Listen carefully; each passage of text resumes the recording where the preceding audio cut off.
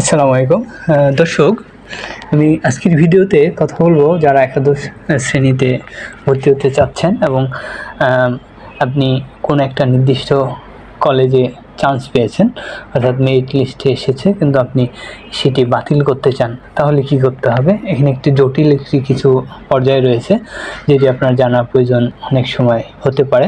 সেটি হচ্ছে আপনি যখন নিশ্চয়ন করেছেন কোনো একটা নির্দিষ্ট কলেজের, এটি আপনি ক্যান্সেল করে আবার আপনি আবেদন করবেন অথবা পরবর্তী কোনো কলেজে আপনি ভর্তি হতে চান, এক্ষেত্রে আপনার করণীয় হচ্ছে আপনার বোর্ডে যেতে হবে আপনাকে।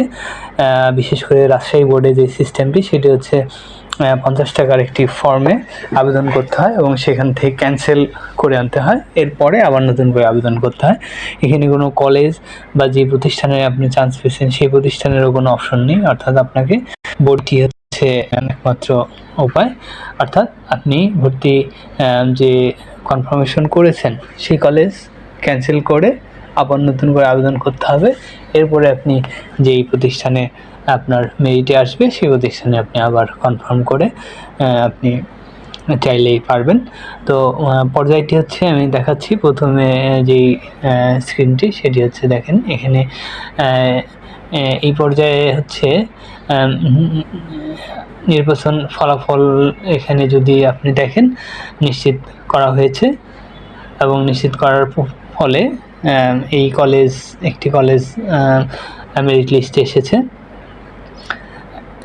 এখানে যে মেসেজটি শো করছে, অর্থাৎ এখানে আপনার মাইগ্রেশন অপশনটি হ্যাঁ করা আছে এবং আপনি ইতিমধ্যে আপনার নির্বাচন নিশ্চিত করেছেন। যেহেতু আপনি অটো মাইগ্রেশন করতে চান, তাই পরবর্তী পর্যায়ে আপনাকে একটি অটোমেশন করা হতে পারে ভিন্ন একটি প্রতিষ্ঠানে।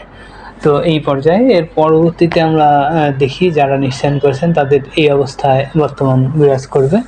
সেটি হচ্ছে আপনি অর্থায়নের মাধ্যমে আপনার নির্বাচন নিশ্চিত করেছেন, আপনি আর আপনার আবেদন আপডেট করতে পারবেন না। অর্থাৎ যারা নির্দিষ্ট প্রতিষ্ঠানে করেছেন তারা আর করতে পারবেন না। অর্থাৎ পেমেন্ট সিস্টেমটা ঠিক এমন পর্যায়ে প্রথমে আবেদন, এর পরবর্তীতে হচ্ছে রেজিস্ট্রেশন ফি প্রদান করেছেন, এরাই হচ্ছে আপনার আবেদন সম্পন্ন হয়েছে। সেহেতু আপনাকে যে কাজটি করতে হবে, আপনাকে অবশ্যই বোর্ডে যেতে হবে। বোর্ডে গিয়ে সেখান থেকে ক্যান্সেলের অর্থাৎ প্রতিষ্ঠান ক্যান্সেলের আবেদন করতে হবে এবং নির্দিষ্ট সময়ের মধ্যে করতে হবে, নয়তো আপনি পরবর্তী আবেদন করতে পারবেন বা প্রতিষ্ঠান চেঞ্জের ক্ষেত্রে অনেক জটিল আসবে। তো আশা করি দর্শক আমার এই ভিডিওতে আপনার হয়তো উপকার হবে। ধন্যবাদ সবাইকে।